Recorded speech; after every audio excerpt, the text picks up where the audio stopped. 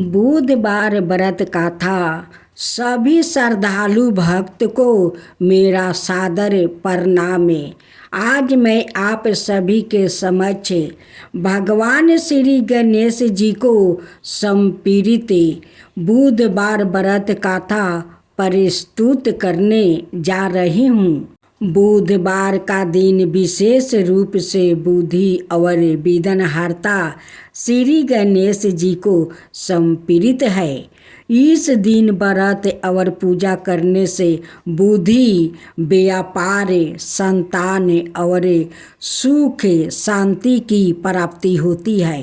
अब मैं आप सभी से करती हूँ कि श्रद्धा और भक्ति भाव से इस कथा को सुने और भगवान श्री गणेश जी की कृपा प्राप्ति करें, नहीं तो खुद मुसीबत आप खुद मोड़ लेते हैं। जैसे इस लड़का ने बुधवार को वो नहीं माना और अपना पत्नी को विदाई करने के लिए वो चल पड़ा।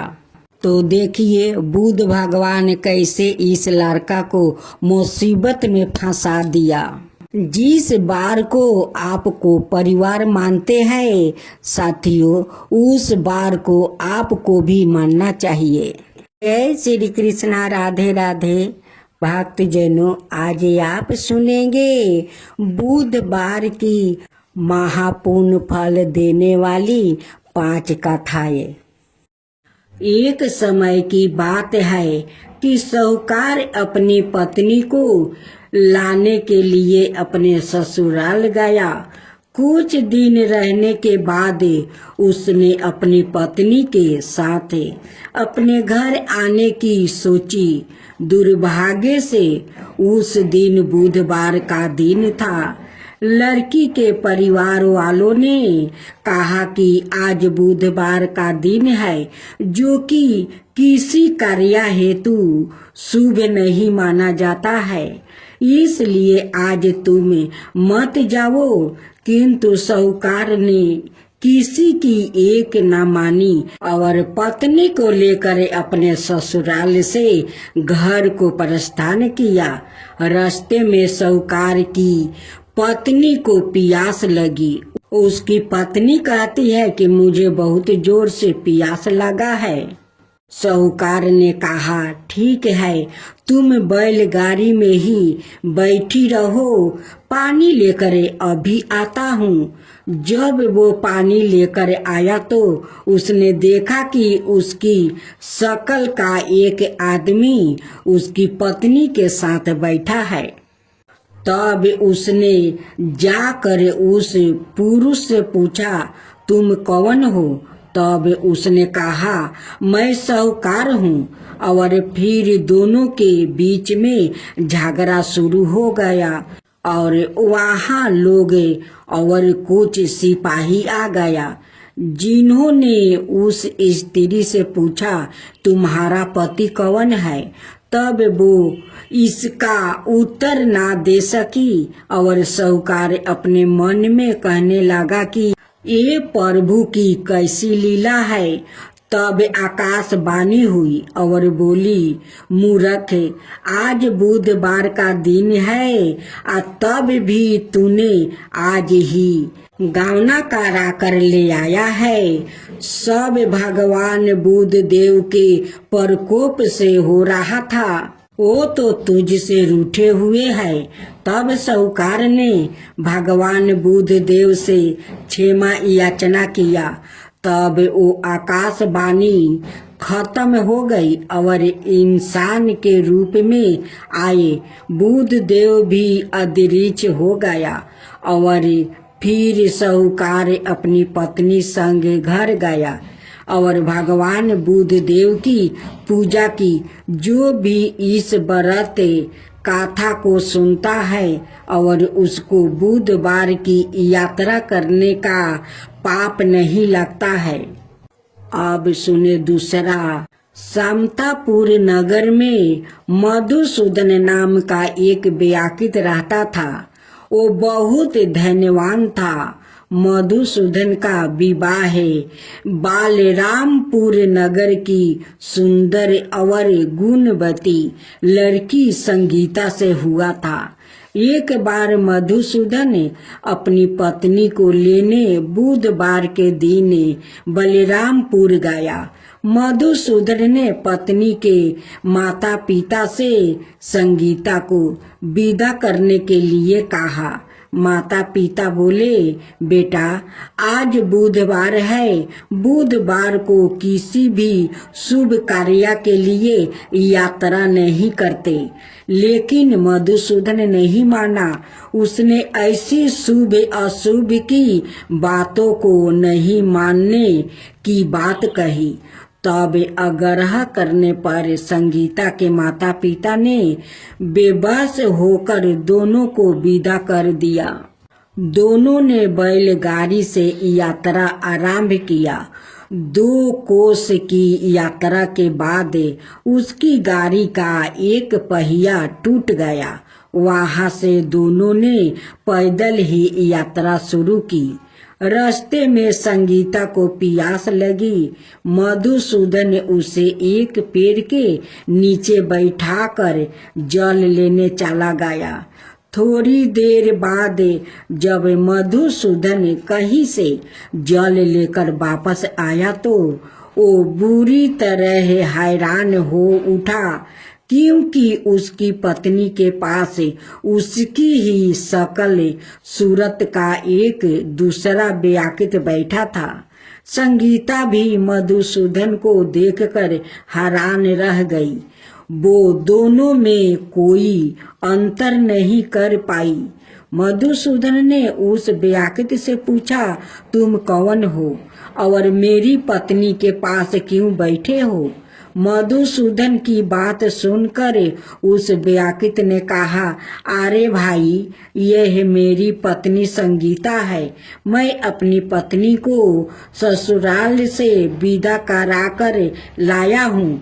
लेकिन तू कौन हो जो मुझसे ऐसा प्रश्न कर रहे हो? मधुसूदन ने लगभग चीखते हुए कहा, तुम जरूर कोई चोर या ठग हो। यह मेरी पत्नी संगीता है। मैं इसे पेड़ के नीचे बैठाकर जल लेने गया था। इस पर उस व्याकृत ने कहा, अरे भाई, झूठ तो तुम बोल रहे हो। संगीता को प्यास लगने पर जल लेने तो मैं गया था। मैंने तो जल लाकर अपनी पत्नी को पिला भी दिया है। अब तुम चुपचाप यहाँ से चलते बनो, नहीं तो किसी सिपाही को बुलवा कर तुम्हें पकड़वा दूंगा। दोनों एक दूसरे से लड़ने लगा। उन्हें लड़ते हुए देखकर बहुत से लोग वहां एकत्र हो गया। नगर के कुछ सिपाही भी वहां आ गया। सिपाही उन दोनों को पकड़कर राजा के पास ले गया। सारी कहानी सुनकर राजा भी कोई निर्णय नहीं कर पाए। संगीता भी उन दोनों में से अपने वास्तविक पति को नहीं पहचान पा रही थी। राजा ने दोनों को कारागार में डाल देने के लिए कहा। राजा के फैसले पर असली मधुसूदन भयभीत हो उठा। तभी आकाशवाणी हुई, मधुसूदन, तूने संगीता के माता पिता की बात नहीं मानी और बुधवार के दिन अपने ससुराल से प्रस्थान किया। यह सब भगवान बुद्धदेव के प्रकोप से हो रहा है।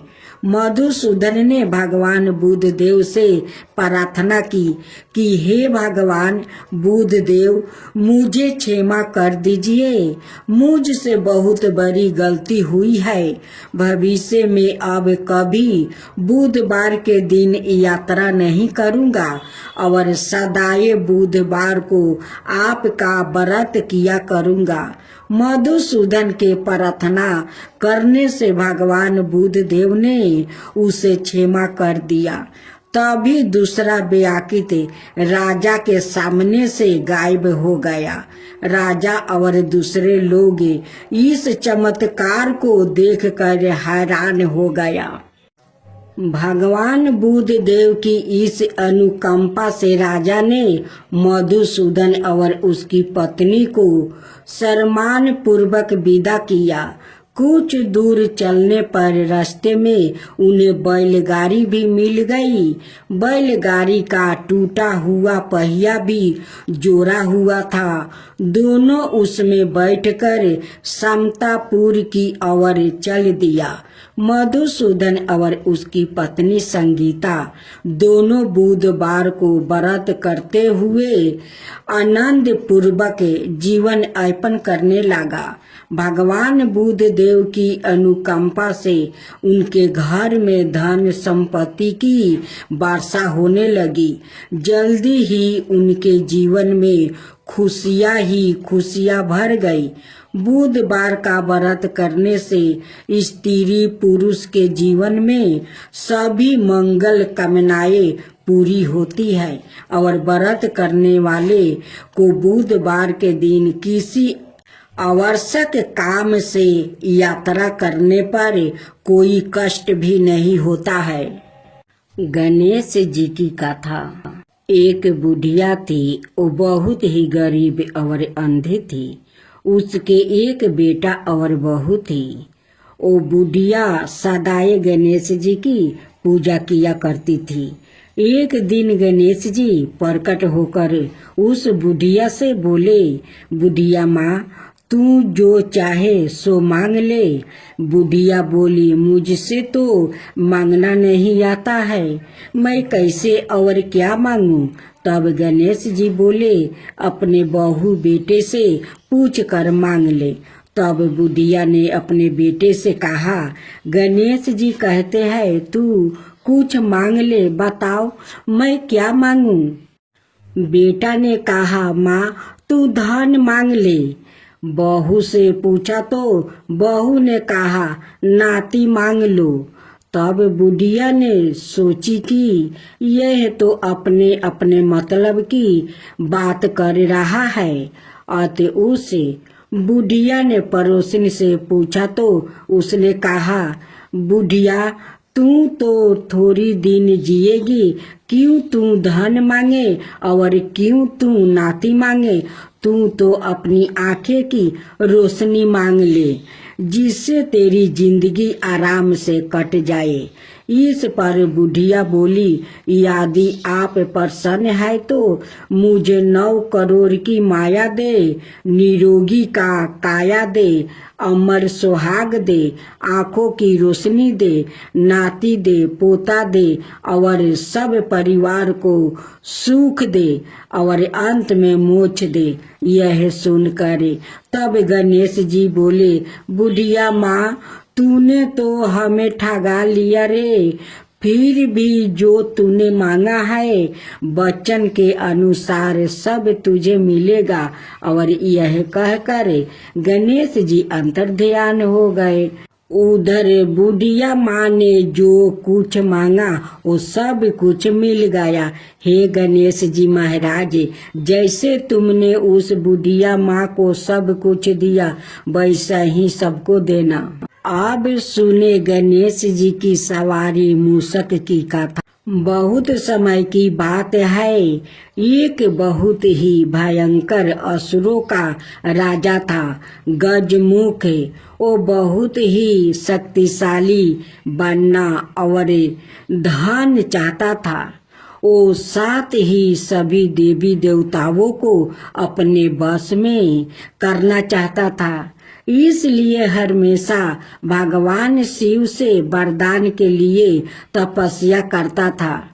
शिव जी से वरदान पाने के लिए वो अपना राज्य छोड़ कर जंगल में जाकर रहने लगा और शिव जी से वरदान प्राप्ति करने के लिए बिना पानी पिए भोजन खाए रात दिन तपस्या करने लगा।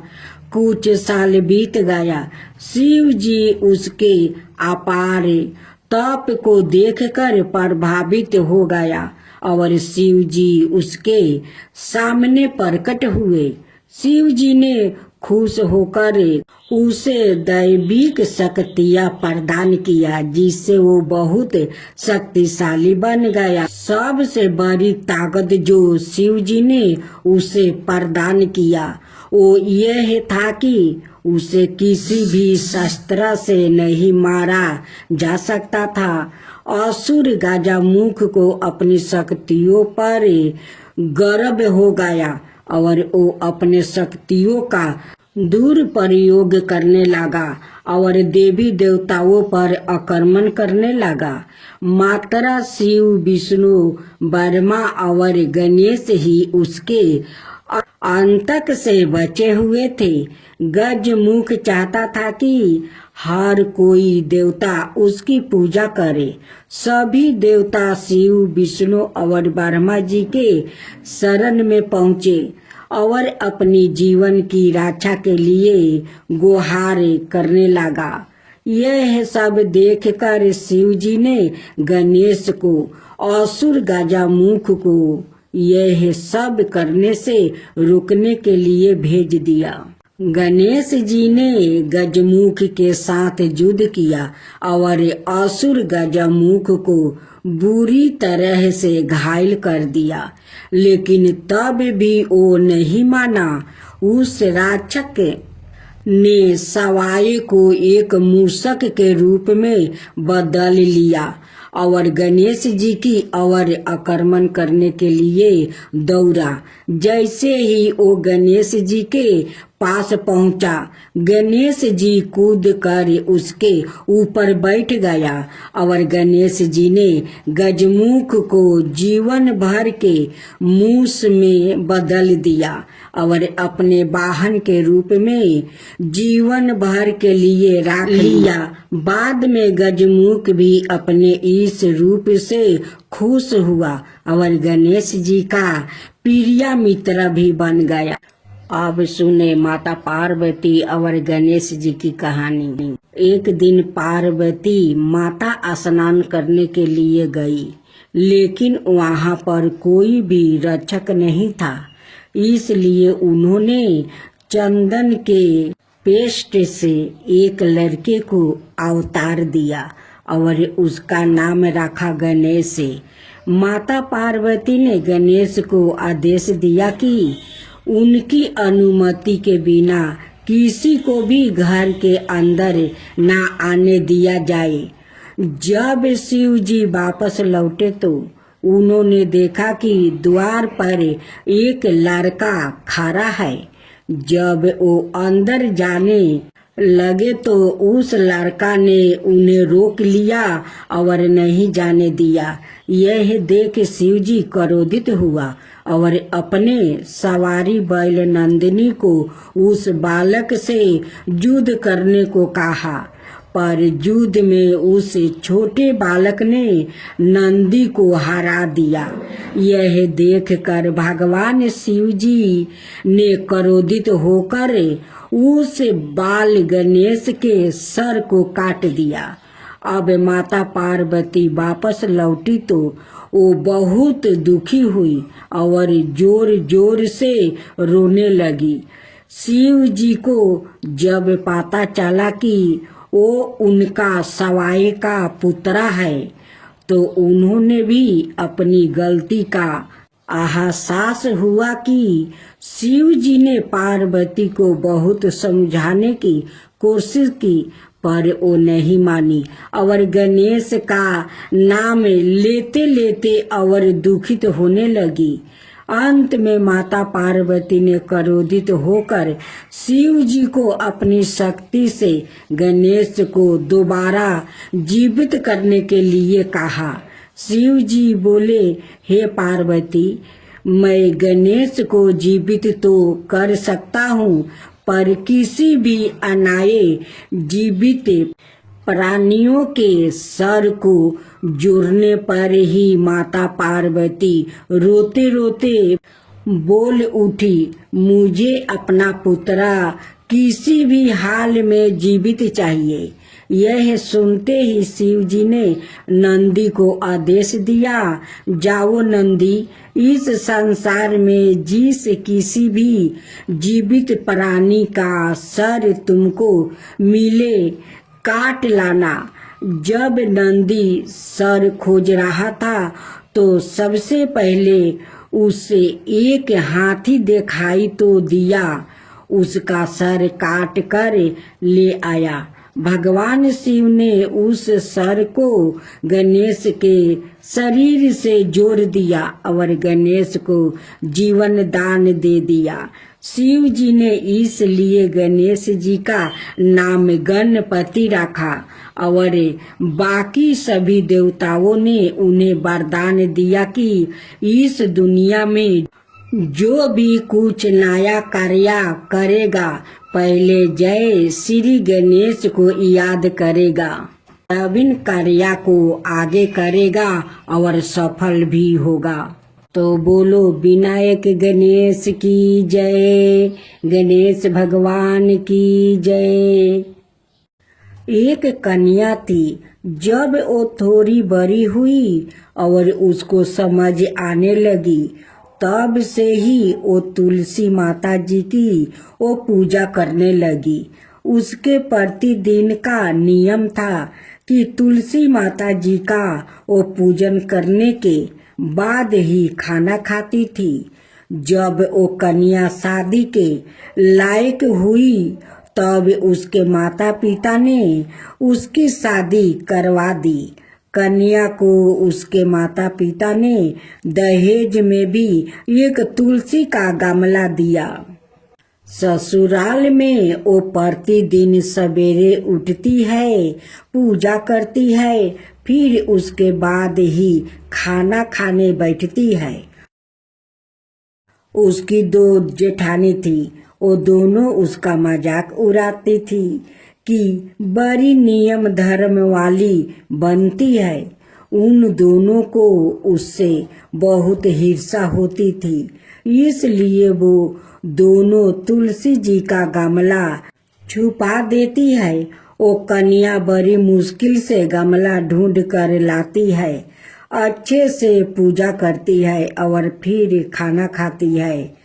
वो गमला ढूंढ कर ले आती तो एक दिन तो उसकी जेठानी ने क्या किया कि गमला ही दूर फेंक दिया।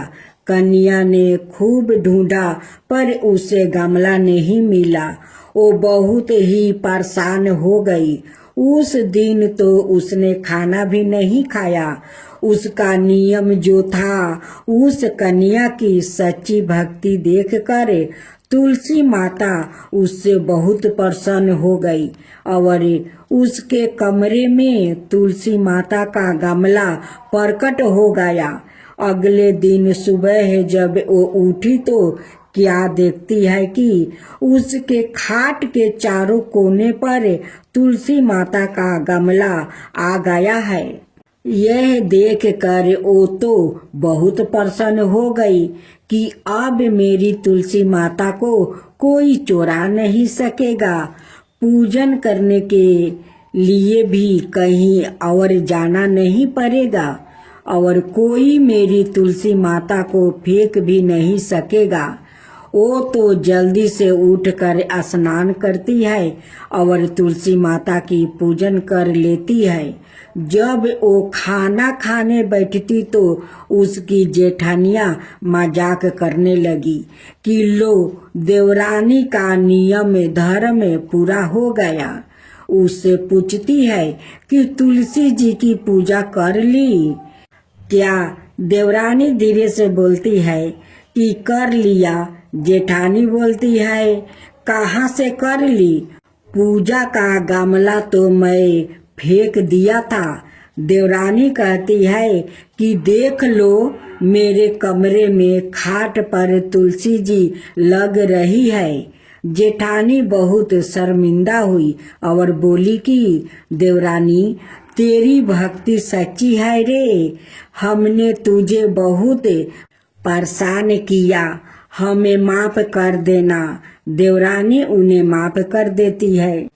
हम सभी तुलसी माता जी से यही प्रार्थना करते हैं कि हे तुलसी माता, जैसी कृपा आपने देवरानी पर करी वैसा ही हम सब पर भी करना। महालक्ष्मी की कथा। एक गांव में एक साहूकार रहता था। साहूकार के एक बेटी थी। वो हर रोज पीपल सींचने जाती थी। पीपल के वृक्ष में से लक्ष्मी जी प्रकट होती थी और चली जाती थी। एक दिन लक्ष्मी जी ने साहूकार की बेटी से कहा, तू मेरी सहेली बन जा। तब लड़की ने कहा कि मैं अपने माता पिता से पूछ कर कल आऊंगी। साहूकार की बेटी ने घर जाकर अपने पिता को सारी बात कह दिया।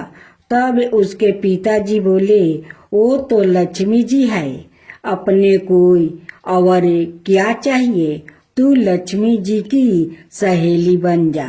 दूसरे दिन वो लड़की फिर गई। तब लक्ष्मी जी पीपल के पेड़ से निकल कर आई और कहा, सहेली बन जाओ। तो लड़की ने कहा, बन जाऊंगी, और दोनों सहेली बन गई। लक्ष्मी जी ने उसको खाने का न्योता दिया। घर आकर लड़की ने माँ बाप को कहा कि मेरी सहेली ने मुझे खाने का न्योता दिया है। तब बाप ने कहा कि सहेली के जिमाने जाइयो, पर घर को संभाल कर जाना। तब वो लक्ष्मी जी के यहाँ जिमाने गई।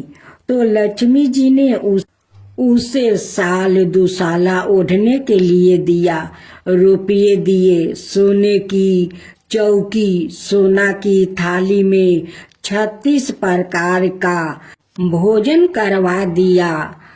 भोजन कर जब वो जाने लगी तो लक्ष्मी जी ने पल्लू पकड़ लिया और कहा कि मैं भी तेरे घर भोजन करने आऊंगी। तो उसने कहा, आ जाइए। वो घर जाकर चुपचाप बैठ गई। तब बाप ने पूछा कि बेटी, सहेली के यहाँ भोजन कर आ गई और तू उदास क्यों बैठी है?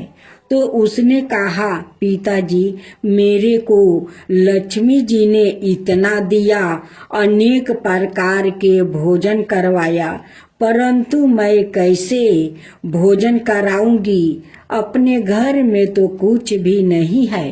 तब उसकी पिता ने कहा कि गोबर मिट्टी से चौका लगाकर घर की सफाई कर लेना। 4 मुख वाला दिया जलाकर लक्ष्मी जी का नाम लेकर रसोई में बैठ जाना। लड़की सफाई करके लड्डू लेकर बैठ गई। उसी समय एक रानी नहा रही थी। उसका 9 लाखा हार चील उठाकर ले गई और उसके घर और 9 लाखा हार डाल गई और उसका लड्डू ले गई। बाद में वो हार को तोड़कर बाजार में बेचने गई और सामान लेने लगी। तो सोनार ने पूछा कि क्या चाहिए?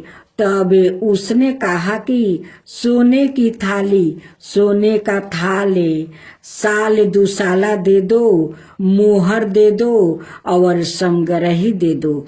36 प्रकार का भोजन हो जाए, इतना सामान दे दो। सारी चीजें लेकर बहुत तैयारी करी और रसोई बनाई। तब गणेश जी से कहा कि लक्ष्मी जी को बुलाओ। आगे आगे गणेश जी और पीछे पीछे लक्ष्मी जी आई। उसने फिर चौकी डाल दी और कहा, सहेली, चौकी पर बैठ जाइए। जब लक्ष्मी जी ने कहा, सहेली, चौकी पर तो राजा रानी के भी नहीं बैठती हूँ, किसी के भी नहीं बैठती हूँ। तो उसने कहा कि मेरे यहाँ तो बैठना पड़ेगा। फिर लक्ष्मी जी चौकी पर बैठ गई। तब उसने बहुत खातिर की। जैसे लक्ष्मी जी ने करी थी वैसे ही उसने करी। लक्ष्मी जी उस पर खुश हो गई। घर में खूब रुपया और लक्ष्मी हो गई। साहूकार की बेटी ने कहा, मैं अभी आ रही हूँ, तुम यही बैठी रहना। और वो चली गई। लक्ष्मी जी गई नहीं और चौकी पर बैठी रही। उसको बहुत दौलत दी। हे लक्ष्मी जी, जैसे तुमने साहूकार की बेटी को दिया वैसे ही सबको देना। कहते सुनते हुंकार भरते अपने सारे परिवार को दिया। पीहर में देना, ससुराल में देना, बेटे पोते को देना। हे लक्ष्मी माता, सबका कष्ट दूर करना, दरिद्रता दूर करना, सबकी मनोकामना पूर्ण करना।